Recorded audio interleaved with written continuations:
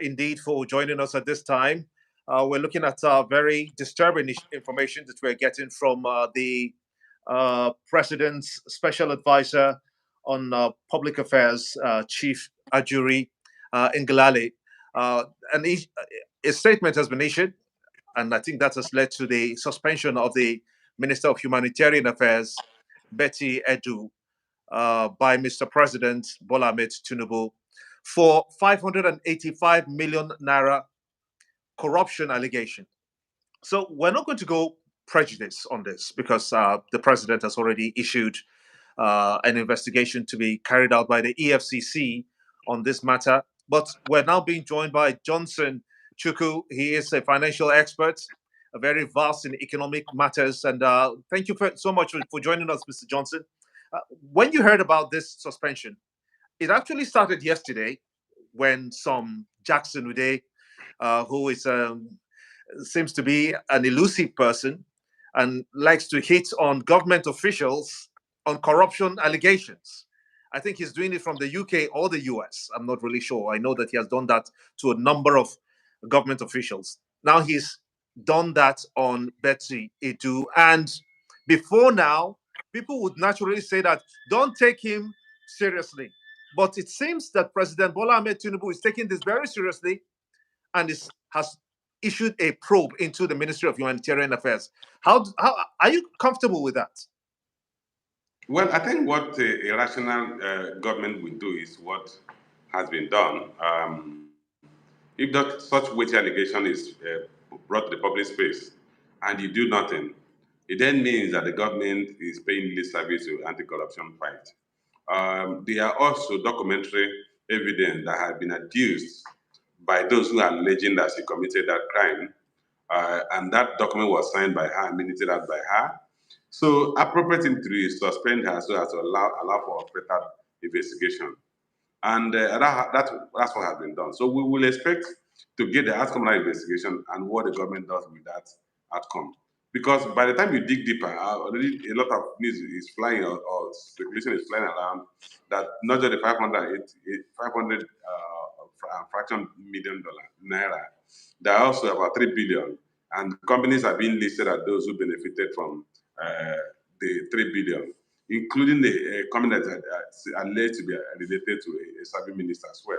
So this investigation may actually be more very widespread, much more than the single transaction. And when we be looking at, I remember that this same agency has been in the news lately with the former, I think the former, Sadia Umar Farouk, yes. yes, arrested and detained and alleged to have committed a fraud of about over 40 billion naira.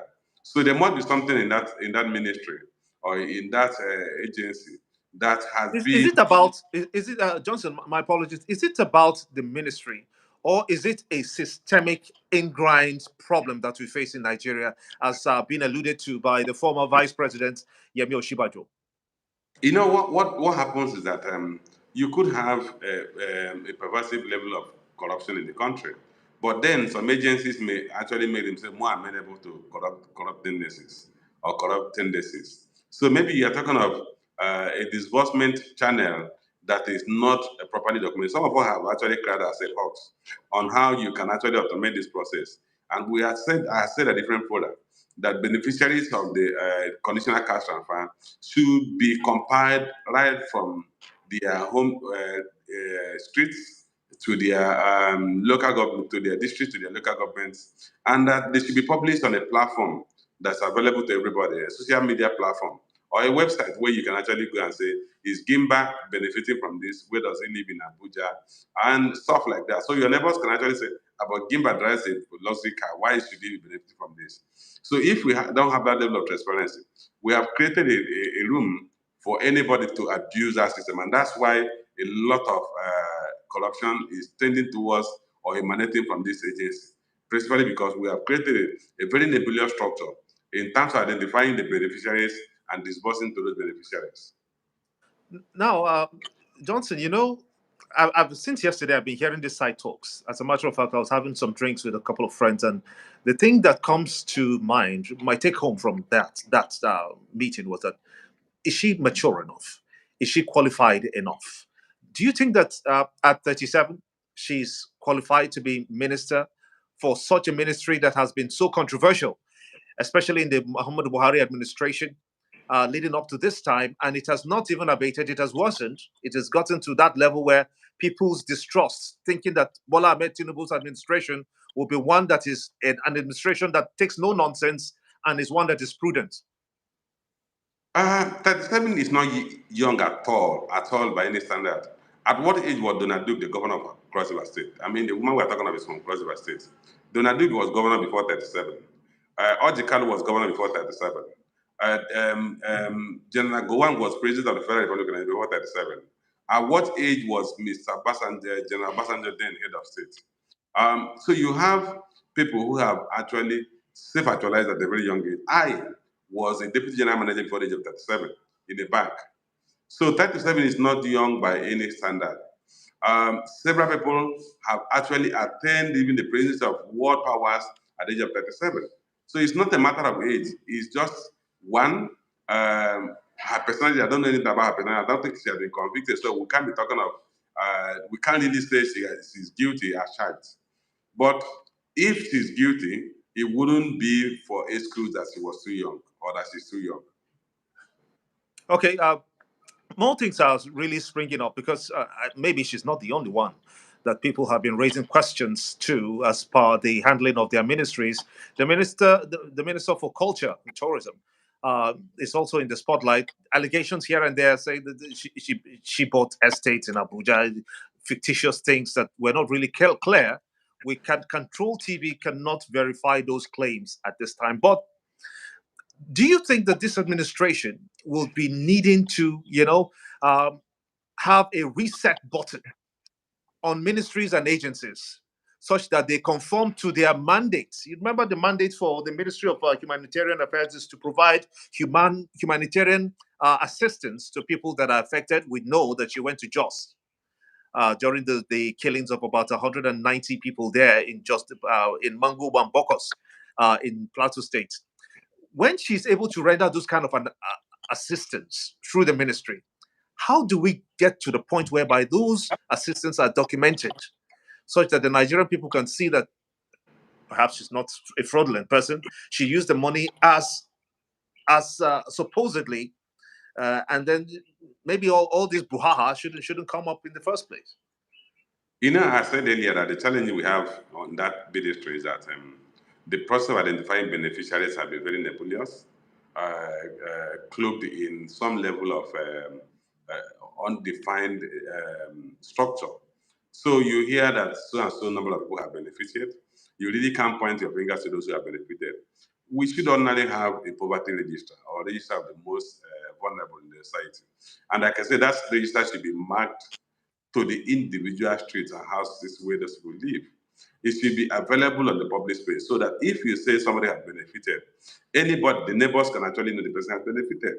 So if you now say that I've given out 25,000 people in Lagos, they will ask you which street in Lagos?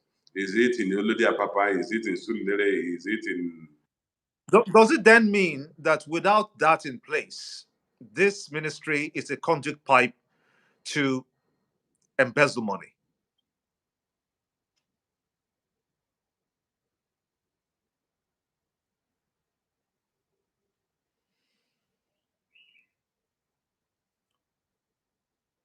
Johnson, are you there? We seem to have a freezing situation at the moment. I think Johnson Chukwu is a financial expert and economist. Okay, we have you back now. I missed you. I lost you there for a few minutes. Yes, what I was saying is that we need to have a poverty register or vulnerable people's register that that can identify where they live, their relationships, their streets, their neighbors, so Yeah, that no, and that I got that part. I got that part, Johnson. My question is, people are of the opinion that this ministry is set up to siphon money to steal money from the government, the people's hard-earned money. What is your view, and what would be your response to that?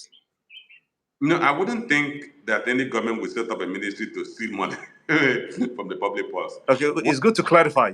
Yeah, what I think the government set up a ministry where they didn't think through the checks and balances that is built around it, given the purpose of that ministry and the target beneficiaries. Because the target beneficiaries have their uniqueness. Like I said, some of the uniqueness could be they are living in rural areas. They may not have formal bank accounts. So you need to find a way of identifying them and identify them to their local, to the localities of their districts. Interesting, but we'll be looking very closely for the next coming days and possibly weeks to see where this gets to, hoping that Betta is not guilty as charged. So that hasn't gone to charge yet. But the EFCC is going to be doing its work to try to see the veracity of whether or not those monies were not, channeled appropriately before they were being disbursed. For that matter. But we must sincerely thank you, Johnson, Chuku, an economist. Always a delight to have you to listen to very, very important thoughts of yours. Thank you so much indeed. And for everyone watching, we'll just keep a tab with us. It's here on Control TV. You can, join us on our YouTube channel, on our Facebook channel, as well as X and other social media platforms that we have. I am Gimbo Omar, always here for you, and we're building stronger. Bye for now.